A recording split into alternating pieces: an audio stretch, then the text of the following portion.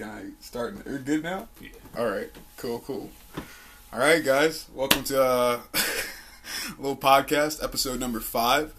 And I hope it's another good one. I'm always super optimistic in these, Ron. I have my guest, Ron. What up, y'all? My name's Ron. How y'all doing today? Hopefully they're doing good. Hopefully they're feeling blessed. That's my whole thing. Hopefully everyone's feeling blessed. Hope you guys are having a stress-free day today. Oh yeah, because Ron's not. We were talking about that a little bit earlier. You getting stressed out over some stuff, and do you still want to talk about the main thing I wanted you on for the Chick-fil-A thing? I'm not restarting it again. All right, Chick-fil-A. Ron, hold on, guys. Ron. We're good.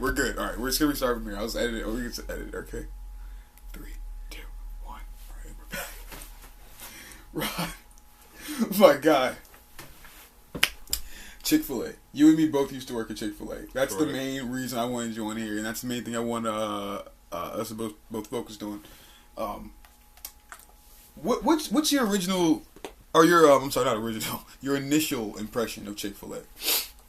Before I was a manager, after I was a manager. Before you even worked there, what's your idea of Chick-fil-A? And obviously, when you worked there and when you were a manager and all that, tell me your whole Chick-fil-A, your impression of it from day one. All right, so for day one, before coming to Chick-fil-A, I worked at McDonald's. So that was my first job. Yeah. So I got tired of McDonald's. I kind of wanted a different job. I worked at McDonald's for almost 3 years and everything. So I'm like, I want to try something different and everything, but, I just wanted to be, still kind of doing what I'm doing, but, getting paid a little bit more. Right. So, I started looking for jobs and everything, and Chick-fil-A popped up, and, it was close by. It was right by, a Walmart center from, where I'm not far away from. It was, a 15-minute drive, so I'm like, why not? So I applied there and everything. So I never ate a Chick-fil-A, to be honest. Literally, I never ate a Chick-fil-A before because normally the prices are pretty expensive there and everything. So, I just, never ate a Chick-fil-A. But, so, I started working there. Well, when I first applied there and everything, everyone was, really nice. And, definitely it was more organized compared to, working at McDonald's. They had a game plan. They had a system in play. So, when you get there, it's less stressful kind of because when you're working in a toxic environment and everything, everything's very unorganized, it can kind of make you dang, I kind of hate coming to my job every day. Of course. So at Chick-fil-A, it kind of make me want to come there more since stuff was in play. They had systems in play and stuff to have you to be set up for success. Yeah. Kind of. So that's what I liked about it. And everyone was friendly there for the most part. I didn't really have no problems with everybody. I got along with everybody. It's definitely more organized and more friendly. That was my initial impression too of it. It was definitely more more put together. You go into a Chick-fil-A. Really, I'd never gone into a Chick-fil-A before I started working there. But I knew the impression of the store and of the restaurant, the reputation that it had. But I remember going in for my interview, and I walk in, and I look, it's okay, this is a fast food restaurant, cool. But the GM sitting there, buttoned up, ready to fucking go, ready for me specifically. He's like, oh hey, Robert, hello, here's your file right here, boom, boom, boom. Psh. I felt like I was walking into the Scientology office or something, in LA or wherever it's at. But it was super, it was well put together, man. So I definitely agree. That was my initial impression. And again, we both worked there, and we were both in the same position for a while. I ended up getting fired. I ended up getting canned. I kept coming in. I kept coming in late. Yeah, but I kept coming in late, right? And I got was canned. different though. Yeah, but you became and you can talk. I want you to start talking about this whenever you're ready. But you became a manager, right? And yeah. So tell us a little about that. So I worked my way up through the ranks and everything. So, the only reason why I became a manager is because I was getting this apartment and everything, and I already put a down payment for it. So, I was like, I really need to, make a decision. Either I got to get a different job or, I got to step up and, try to work my way up to make more money. Because there was no way I can be able to,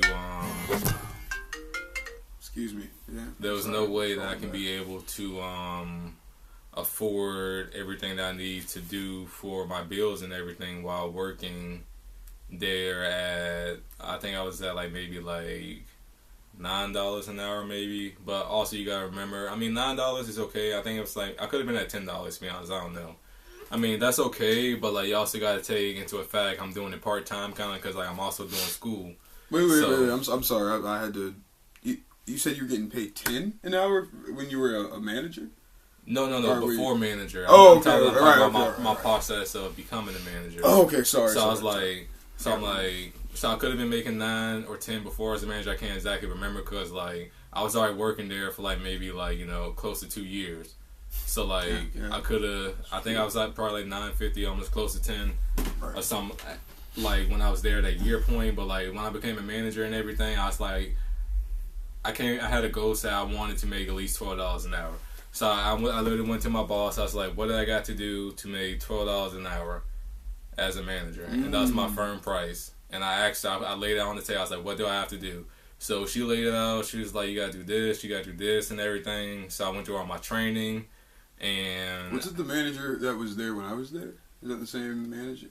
It was like the. I'm talking about, no, when you left with the different store owner. This is when the new store owners came. Oh, all right. Okay. So like for me to become a manager, I had to be approved through the store owners themselves. And let's right. I understand that, right? I'm not trying to cut you off, but I just realized something. We didn't. Well, I didn't actually explain something. Exactly where this Chick-fil-A is. Like we're not trying to blow up the spot exactly, but again, this is a podcast based out of Central VA, and it's a Chick-fil-A in Colonial Heights. And one thing about Colonial Heights, if you know about it, it is, I would say, solidly like predominantly like white. It's predominantly Caucasian. There are a few black folks who live there. A lot of Mexicans who live in Colonial Heights. And when I say Mexicans, I really do mean people of like Mexican ethnic descent. I don't just mean like Hispanics, Mexicans. No, I mean Mexicans. Like I know my my ethnicities. But I just wanted to like explain that for people because I didn't say that at first. I'm slipping a little relaxed on this fine Thursday afternoon. But yeah. Again, I'm sorry. Your process of becoming a manager, and how you had to be approved by all the managers that were there. These are new managers after I had already like left the job. Correct. All right. Okay. For the most part, correct. So like with that, I had to work hard with that. Work on a day-to-day basis and like making sure everything was straight. Training and everything. I watched like all the videos and everything. So then one day, they had to sit down with me. I told them like, hey, I did everything, So like, we had the big talk. I was like, okay. So like, they made me a manager. So I wanted to become the best manager that I possibly could, which I happened to be the best manager before I left there and everything. I built a culture like with my team members and everything. So like I managed on like a different basis than like what a normal manager would be. So like, I feel like a normal manager, like when you come into work, it'll be like, yo, like I don't really care how you feeling and everything. I'm just here to work and everything and get this done. So like me, yes, I was kind of like that, but like, I was more like 80% strict manager and like 20% like, I actually care about you. So like, but like I flipped it. So like, most people, they don't care about you until like something bad or something tragic happened. Me, I ask about you on a daily basis, like, how's your day going? How school went?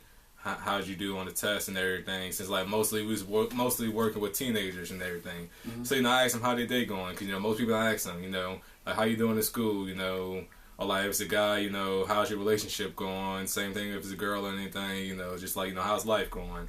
Because that, like as a manager aspect, if I know how everyone's feeling and how everyone works and everything, they can work better. So like before I even come to them, I already know that person, like if they're having a rough time. So I know I got to come with them with like more care and a different demeanor than, say for instance, someone more strict and like hard stern. Like you got to come at people like differently. So like that's why I feel like people like me most as a manager. And plus I felt I set a good example because like, I be busting my ass in there. So like I don't let nobody slip. I don't let nobody like do any playing around or anything. Like I'm that one strict manager, but like I'm that one strict manager that like you respect and everything because like going back to what you said about like trying to be unlike other managers and actually caring about people. Yeah. You know what I'm saying? Like how they feel and everything.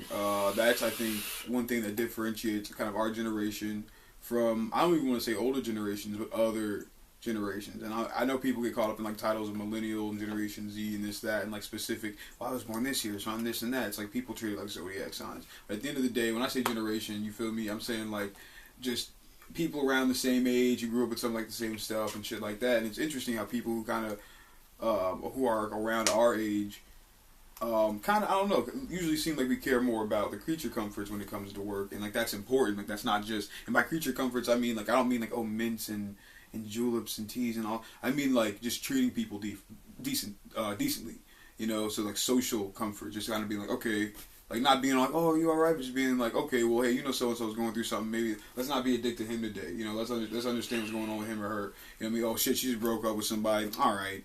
You know, give her a minute. But if it's someone who's doing it like for like 2 weeks, it's like, all right, bro. Like, you know what I'm saying? If somebody's like fucking dragging their ass, it's like, all right, bro, we got it. All right, they got fired, whatever. And I feel you on that. I can see you as that in that position. Because I remember working with you, man, and yeah, you were always like a solid dude when it came to you know, giving people chances and being cool with people.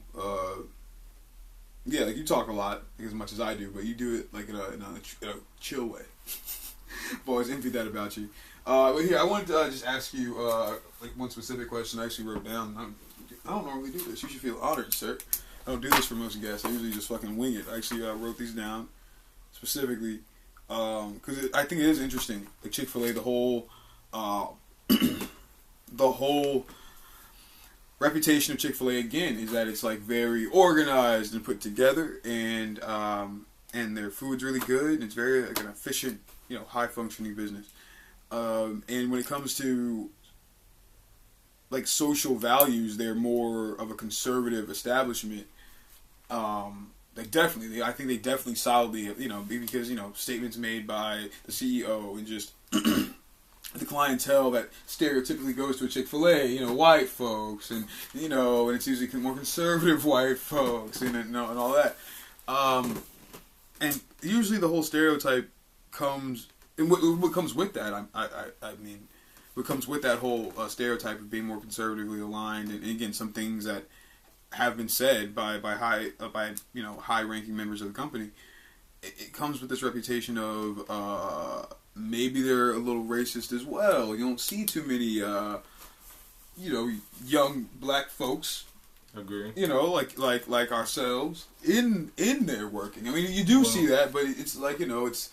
Well, to be honest, at this location, I feel like it was kind of different because, like, actually, when you left, there were actually a lot. I mean, like, it was more African Americans than predominantly white people. I should say.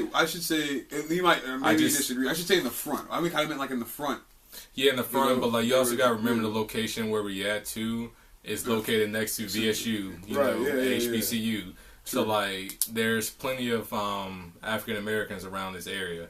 So, like, also, it'll be, you know, if you think about it, kind of, like, I feel like since they want to keep that, you know, Chick-fil-A, you know, vibe to it, because every time you see a commercial and everything, who's going to be in the commercial working in the front? Predominantly white people. So maybe they try to keep that. So like maybe let's keep the predominantly white people in the front, so like we can keep that Chick-fil-A standard. Right. So like all the advertising and everything. Yes, there'll be like maybe one African American or two African American, and you know, maybe one Latino in there and everything. But like it'll be like more predominantly white people in there compared to African Americans. So like maybe they try to keep that vibe with the front. With when you walk in, that's the first person you're going to see. It's a predominantly white person. Okay, so you're kind of saying like they probably do it to keep up the image that they give out like on the TV and everything. That's a very good point, man. Try to just keep up an image. You know, again, I'm not trying to accuse them like of like racism. I really just want to kind of talk about the experience, because that is like kind of the stereotype, and people usually I've gotten that question before when I tell people, oh, I used to work at Chick-fil-A, and they'll be like, oh, you used to work at Chick-fil-A, really? Like, how was that? And sometimes those questions are like regarding race. But to be honest, yes, around here it's not as big of a question. Even around here in general, because again, it is right by VSU. and that's like Virginia State University, and it's a historically black college and university. But also in Central Virginia in general. Yeah, I'm spacing out a little bit, man. It's your fault. But it's also Central Virginia. Can't get your propel open, nigga. You good? All right. It's also Central VA, so there's a lot of African Americans in this area, just in general, because it is Central Virginia. Here, specific question I want to ask you. All right.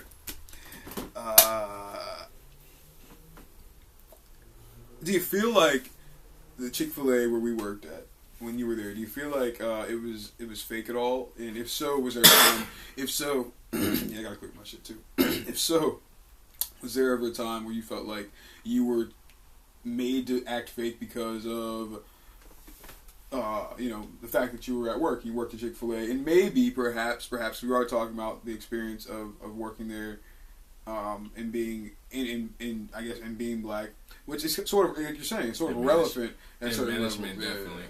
So, especially in management. Yeah, so yeah, go ahead if you have an experience with that. So I'm a preach, definitely. I feel like when you walk into work and everything, it's definitely a different vibe. So like when you walk in there, because like Chick-fil-A is big on standards, so like, you know, they want to hold up to what they say they are, which is respectable for a company and everything, because like that's exactly what you want, you know. Like if you have standards and everything, that's how the company will continue to like break even. Let's see.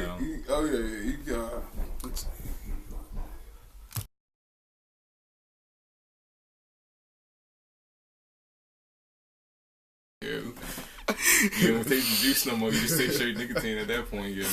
Talking about the 6 vape juice, the 6 milligram vape juice. You just take straight nicotine, yo. That's what I vape, man. Stressing, ain't you? No, I'm not stressing. Yeah, you are. Yeah, it's okay. It's okay to stress.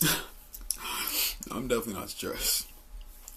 I said that like a nigga who's really stressed. I'm definitely not stressed. Everything's okay. Everything's okay. You're gonna be okay. Alright, back to the question. So, back at Chick-fil-A and everything. Here you go, sir. I'm about to say, let me think. Yeah, like I was saying, I did write these great questions. I wanted to ask you. So I think we actually left off like when we was talking about me becoming the man. Oh, I remember. So we left off about me becoming the manager and everything, and how like when we walk in and everything, how like you just feel the vibe. Everything is different. So like, everything's very friendly. Everything's organized. Everything has a system and everything. Like everything's put into place. Mm-hmm. So like I feel like also that like being an African American in management while working there is also different, because like one, it's gonna be, well actually at this location there was a lot of African American managers there, but like majority of the time it's gonna be a predominantly white manager there most of the time, but especially higher up. So like through the manager training and everything, so higher up, you know, as we get to, you know, store owner and then like the directors and everything, majority of them are going to be predominantly white. Do you want to explain to the audience real quick what a director is? So a director is, so like they'll have directors in each section of the store. So like you got a director for the front of the house, which will like, you know, direct everything in the front, make sure everything's straight. You have a hospitality director. They'll be the director who helps with like, you know, customer complaints and like customer issues, and handing out food and making sure everybody's happy with the food and everything, you know. Just making sure everything's staying positive with all the operations throughout the day. And then, you know, the back of the house, we got the kitchen director that makes sure everything's straight in the kitchen and everything. We got our marketing director who does everything for catering orders and like promotions and advertising for the company. And I think that's about it for the directors. Wow. So they're pretty much, I mean, they're juggling like a lot, the directors. And were there a lot of black directors? Do you know about people who were... Most of the directors there are predominantly white, but most of the managers there are African American. But it will be some, you know, predominantly white managers there. But like, it just happened to be majority of the people that's working at the store just happen to be, you know, African American. Right, yeah. When I worked there at that location, there were plenty of African Americans who worked there, and all the other black folks who worked there didn't ever really complain to me that it was racist, and I never felt that way either. Yeah, remember like managers like Jerry, and managers like the Brill, you know, stuff like that. Yeah. And also, what was his name? How was that dude's name? He was really cool, and he had like a pop star sort of look to him. He looked like a smart guy a little bit, like a. Was he a manager? Yeah, he was a manager. His name was it TJ? Oh, I remember. Yeah, it was CJ. CJ, yeah. His name CJ or something like that. Yeah. It was BJ? Oh, yeah. Well, it's... You're selling, throw his name out. Oh, that's okay. Yeah. That's fair enough. I mean, he don't work there no more. CJ from San Andreas. Oh, all right. Man, nigga, all right. I'm just going to edit. All right. I'll just cut it out. You walk into the club. Oh, my God, man. My guests are wildin', bro. I do need a video element, because right now, Ron's up here dancing. That's how they be winning the club. Yeah, the club with the GTA with the, yeah. I might have to overlay a video, yeah. And like at the beach and shit, they'd be like, yeah. 3 to the dog, hey, like yeah. We're talking about when you go into San Andreas and you go into the club and you with CJ, you start doing the dance move and they do the exact same dance move for every single song, no matter what it is. It's the same dance move. Yeah, the same like 3-4 dances, just. Oh man, it's great, but okay, yeah. But there was, you know the manager I'm talking about. Regardless, yeah. He was someone who was a manager. So yeah, there are a lot of black managers, and I guess I mean we can't really like expose them for being racist. I don't think at least our location, Actually, I had incident actually at when I was working there that was actually racist. So this one director actually kept picking on this one manager for being late, but like she'll be late by like 2 to 3 minutes at a time.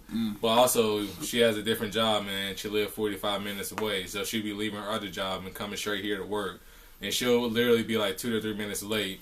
And they don't have no grace period there at Chick-fil-A, so like if you're a minute or two late, we can kind of write you up for that.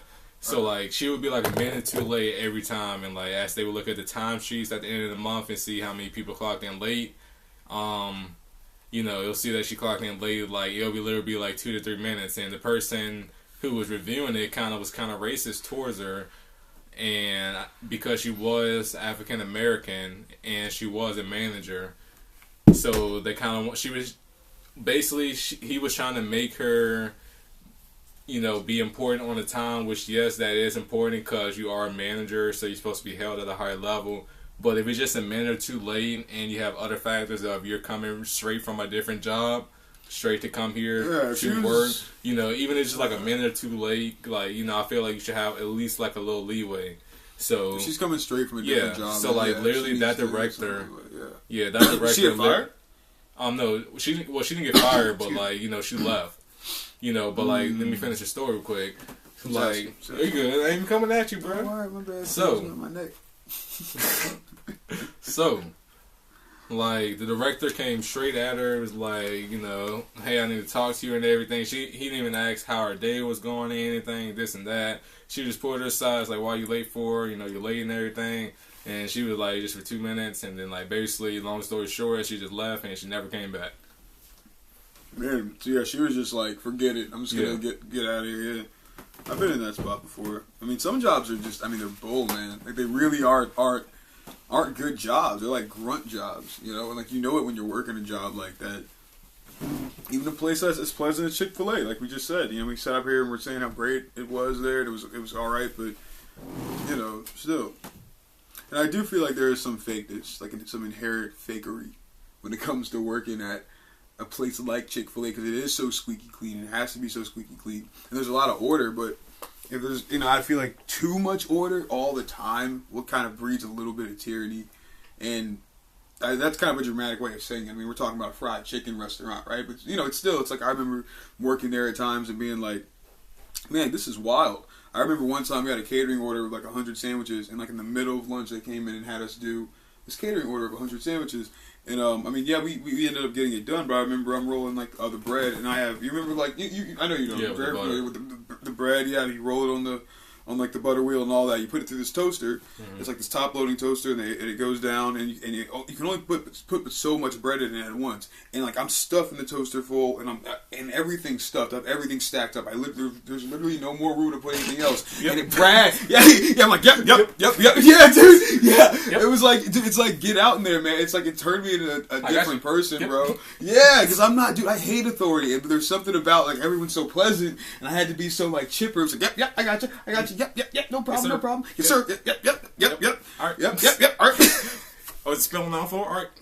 Yo, niggas would be like, yo, RJ, we need like 3 sandwiches. I'd be like, yep, gotcha. Yep. Right. I'd be dripping sweat and shit. But in this particular instance, I was dripping sweat, just like, yep, I got you. I had my Carlton Banks voice going on, bro. I was like, yep, I got it. And I was just loading the bread in and shit, and there's nowhere else to put it. And like the really tall manager, his name was Brad. You can use people's first names. That's not a, you know. I just want to show respect, you oh my god, bro! Like Jesus Christ, man! Like I mean, I ain't talking shit on nobody. I don't want nobody coming. You the one talking. My first name but that's all right, bro. Okay, fair enough. My name. That's only if you're gonna be disrespectful. I feel Pablo. Like. I feel like that's only if you plan on being disrespectful to them, though. So is that what you're planning? If I'm gonna talk shit, I'm gonna talk shit. See that's what it is. It's your own personal issue. You want to try to influence on me. Anyways, my manager comes over, right? Mm-hmm. And he's like, all right, no, I got it, RJ, don't worry, I got it. And he starts to do it. He does it for like 3 minutes before he gives up, and he's like, all right, just go ahead and get back on the machine. I'm like, all right, because he thought like, oh, I could do it. Like I'm just not. He's not going fast enough. And it's like, no, man, it's just you picked the wrong time to come in here and try to get this order done. That's all it was. You know. Do you remember that day though, in particular? Yeah, definitely. Oh yeah, I remember it. Like oh man, it was awful. But you don't work there anymore. And neither do I. And like, what? I mean, do you want to like go into that? Like, why you don't work there anymore? Do you like not working there anymore? I mean, you like, was it BS? Was it not BS? And I feel like, because you wasn't there when I was a manager and everything. Yeah, right, I wasn't. Yeah. So like, I was held to like a very high standard. I was the best manager in there. Like they told me, and like I had a very big impact on everybody there with anything I did. Because, like, I was the one manager that everyone looked up to. I was the one manager that everyone who had problems, they came to me. So, like, any problems inside the store that went on, I was the person to handle that. So, I was held up to a high standard. In which I did like that, because that's my type of work. I'm that type of person, I work hard and I make sure everything's straight. And, like, I make sure everyone around me is, like, I set everybody up for success so they can be successful. No matter what. So no matter what, if you're working with me, you're straight. Mm. So like you don't have to worry about anything when you work with me. And if I'm the manager, you don't have to worry about anything. Mm-hmm. Because I take off for those responsibilities. I plan ahead to make sure everything is going to go straight and everybody's going to be focused. I make sure everybody's on their stuff. So like, even though I'm that tough manager and everything, and people might hate how I do my things and everything, but one thing they never say is I ran a crappy shift. One thing they never say is none was out of place. Right. One thing they can't say is nobody got to argue with anybody. I make sure everybody is on the same level. I treat everybody with the same right amount level of respect and everything. So everyone gets treated the same. Exactly. Right. That was so like I don't play. What are the things you said? You said like the way people say like the things I do, like they complain about the way that I do things with my things. What are the things you're talking about? Like, most people feel like I'm a very strict manager. Right. So they feel like I don't let them play around. They may feel like I kind of pick on them. Mm-hmm. I don't pick on nobody. I pick on who I feel. I pick on you if I feel like literally if you're not up to par. So like me as a worker and everything, since I'm a manager, my job title is to do whatever my boss tells me to do. So I'm gonna do that. So like if my boss want me to make sure everyone is in line, want to make sure the numbers are good, want to make sure our drive time numbers are good, make sure the food quality is good and everything, I'm going to deliver that. But for me to deliver those standards, I can't be nice with you and be your friend. I'm going to be your manager. And that's why people maybe hate about me or whatever, is because I don't bring no feelings into play. I bring my manager hat on, and I'm not your friend. I'm your manager when we're at work. But out of work, yeah, we can be complete friends and everything. But when you're in here, none of that comes into play. Right. You know, I don't let nobody be on their phones when they're not supposed to be on their phones. If they're goofing around, I let them know. If they're talking too much, I say maybe you need to stop talking so much and get your work done. Yeah, you know, exactly. If someone's playing around, because you know it's a lot of teenagers and everything. So like I set the pace for them and let them know, like, you signed up for this job, so like therefore you signed a contract. So when you come in here, I'm your boss. When you come in here, you're gonna do what I'm gonna tell you to do, because I know what has to be done to make everything successful and to make it run successfully. I feel like if I could build off what right. I mean that's what you've been trained to do at Chick-fil-A. But I mean, just in life in general, anything that you're serious about, I mean, that's how you have to be. It's almost like, but I feel like you don't have to really do that with the people who can. Well, let me finish. I didn't get. I'm halfway through the sentence, Ron. Like, Jesus Christ, bro. I do though. Jesus. Calm, relax. I'm saying, like, I feel like you don't have to do that with the people who like play along. When I have to do that with people, like, it's like you're saying, well, we're trying to do something. I mean, what it is, something you might view as work, something like this podcast, or maybe even like if you are working a job somewhere and like someone's not listening to you, you're trying to get something done, and if the person's like on their phone or something like that, it's just. You have to at some point address it. You know what I mean? Like, you don't want to be that guy to be like, hey guys, this is my thing, but it's like, cause, you know, come on. And again, like, you haven't taken out your phone like once, and it's not a big deal. Like, I don't care. Like, you know, we're up here, like, I ate a sandwich. Like, I don't give, you know, I'm smoking cigarettes and stuff. Like, we drink on here. Like, I don't really mind. But I've had like a few guests, and I've been guilty of it too. Not even on this show really. It's really just been two other guests other than you. You're like the third one to come on. But I've been in situations where a lot of people are just really distracted. We talked about this in my last podcast, people being distracted on their phones and everything and all this other shit. And how it, I don't know, it's just, it sucks. Like, it really, really sucks. And I see why, like, when you're working at Chick-fil-A, you're like, okay, well, I have to go ahead. Right. When you're at Chick-fil-A, why you have to be that guy to be like, hey, you know, I have to get this shit. I get this shit going. You gotta. You're like, yeah, you know. I'm that guy, and literally, I made so many people cry.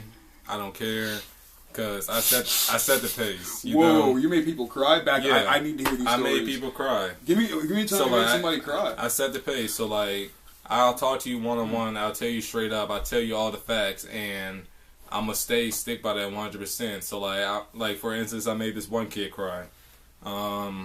He was giving me a hard time. He never wanted to listen to me.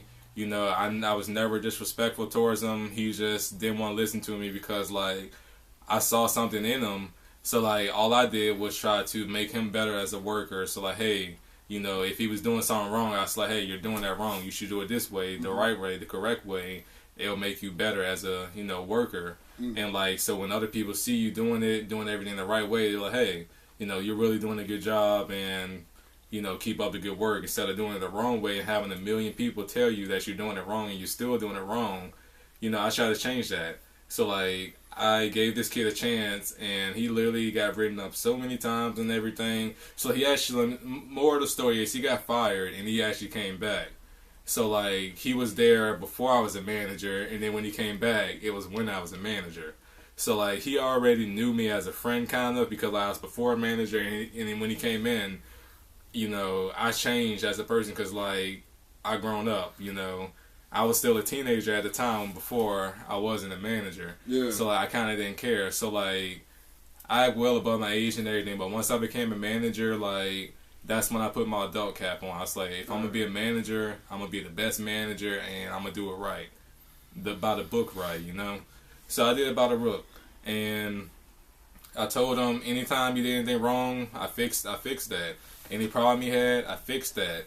Any position that he sucked at, I put him in there. Even I asked him, I put him in one position, like on fries. He hates fries. He's like, I never want to be on fries. Every time I was scheduled to be manager, I put him on fries every single day for 2 weeks straight.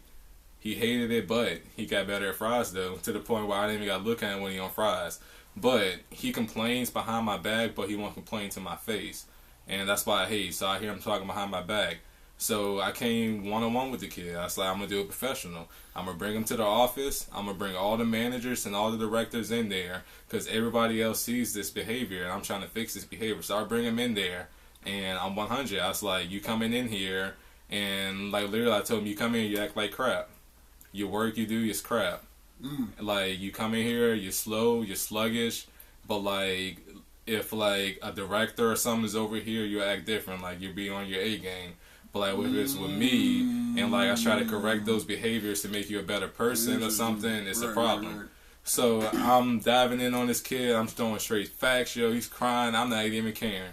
Like, literally, crying? Yes, all the other managers are like, oh my God, they're looking at me like, should I stop this? I'm like, no. I was like, I just want you guys to listen.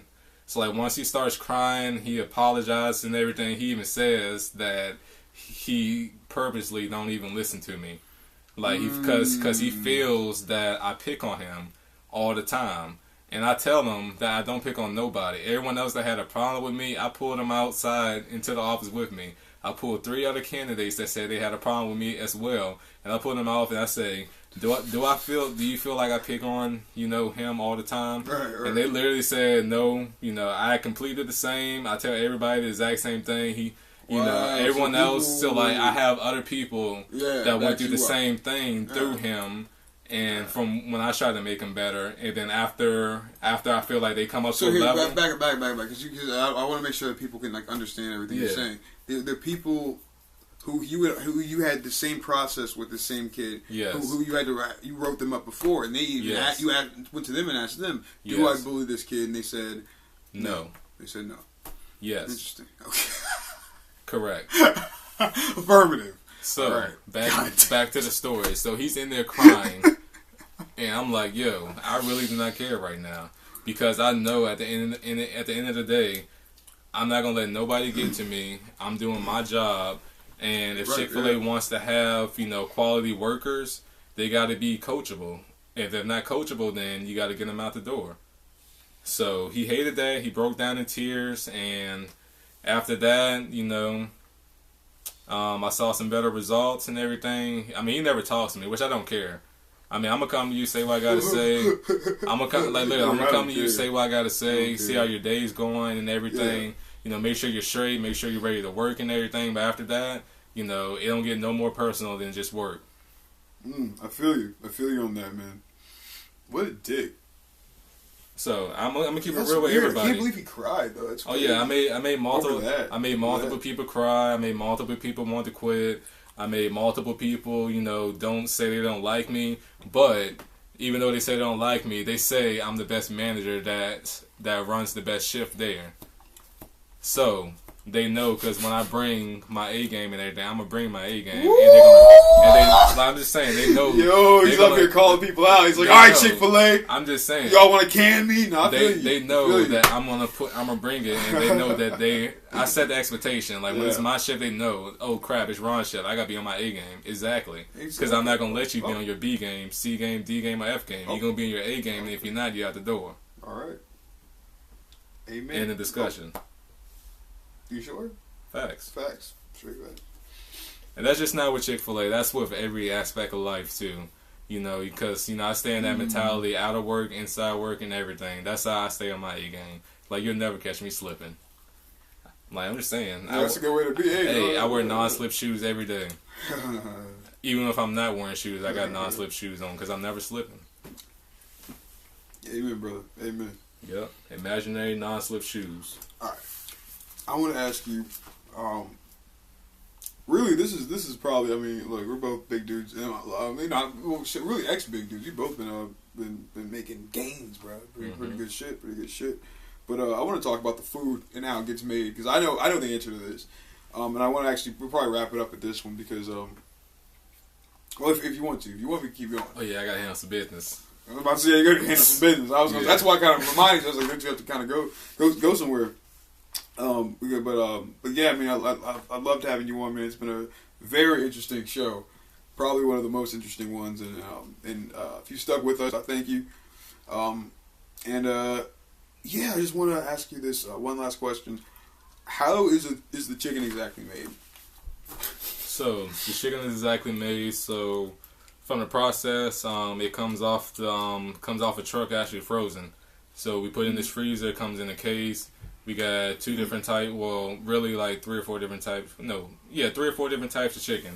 So like we got like normal fillets, we got the spicy fillets, and Strips. we got the strips and everything, and then we got the breakfast stuff. But we just gonna stick to like the normal stuff, like the chicken fillets and the spicy fillets.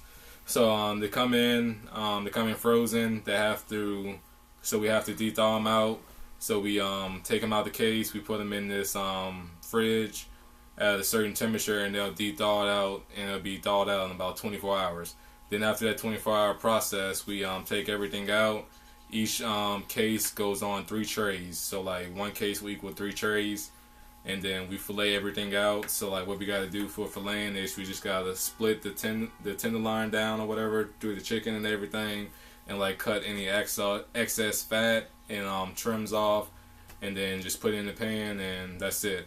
And then after that process, we put it into the breading table. Where the breading table is, we put all the chicken there, so like whoever the bread is through the day, they can get the chicken and everything. It'll be right there for them, so they never gotta leave that space. It'll be right there for them, so they can make everything fast. Exactly. So it'll be prepped. The process of like just normally making the chicken, all the chicken goes through milk wash, and then it gets, like if it's a fillet, it'll get put in the flour. It gets pressed down, flipped, and then pressed down again. And then you just shake the excess flour off, and then you put it onto a tier basket before we put it into the grease, so it lays it down flat. So when you drop it in the grease, it doesn't move. It'll keep the chicken laying down flat. So it's similar to a burger. We want to keep it flat, so when you put it on the bun, it'll stay flat with all your other stuff on there. So then after that, we just drop it in this big pressure fryer, and then we close the hatch, and we tighten it down so it can keep the pressure in there. And then we just hit a button, and the timer goes off, and it pressure locks it, and then it cooks the chicken, and it'll be done in about 3 minutes. And then, 3 or 4, yeah. Actually, what's funny is actually 4 minutes and 20 seconds, so it's 4:20. I remember that actually. And then after it comes out, we check the temperature of it. I think it has to be above 163 degrees Fahrenheit, I believe. So like it has to hold that temperature for 20 minutes, and then that's how we stay with our quality and everything to make sure everything's up to temp. And then after it gets below that temperature or something like that, we gotta throw it away. I might not be sure what the exact temperature is because it's been a while, but I know it's around that range. Damn. Very, very on point. Damn. I like that. Like, yeah, I mean, I couldn't say it better myself. Like, yeah, that's pretty much the entire process. So if you had any questions about how, anyone out there had any questions about how that was done, and that's how it's done from an ex Chick-fil-A manager. The secrets of Chick-fil-A come to light. I bet you guys thought you'd never hear it. Do you have any more questions for me? I know you can throw one out there. I mean, you got any projects going on? Anything you want to pitch? Anything going on like in your life? You're open to talk about anything? Any plans? Any things on social media or any places people can check you out? Nope, because y'all don't need to be worrying about me. Oh, all right, I'm just fair enough. Appreciate what I got to appreciate, you feel me? Yeah, I know that's right. All right, I know that's right. Don't ask, don't tell. If you want to ask me, hit me up, give me some questions together or something. And, hey, for the next one, I answer them. Perfect. Awesome. I want to have you on again, maybe to talk about, maybe a little more about Chick-fil-A, maybe more like specific things, or maybe just about, working in general, or maybe even school, or maybe even some computer stuff. Talk about some relationship stuff. Because you see, I had something written, but again, speaking of that, you gotta go get something handled. Yes, sir. You got a jet. Yes, sir. Yes, sir. Yeah. Yep. All right, man. You boy about to hit this this vapor inhaler real quick. Vapor inhaler, bro. Quick. All right. Oh, don't do it in the mic. Oh man. All right, guys. Thank you guys for joining me and my guest Ron. Go ahead. Smash that like button. Nah. Go Go ahead and give me a follow, give me a like. Again, find me on Instagram, Richmond's Favorite Son. On Facebook, RJ Moore. And YouTube, Richmond's Favorite Son. I'm also on Spotify. I'm also on, 12 other places. I'm on Spotify. Yeah, I'm on Spotify. Seriously. You think I'm, I gotta show you something. Yeah, you guys. Yeah, the link's gonna be in the description. So hit me up on Spotify. Peace, See you.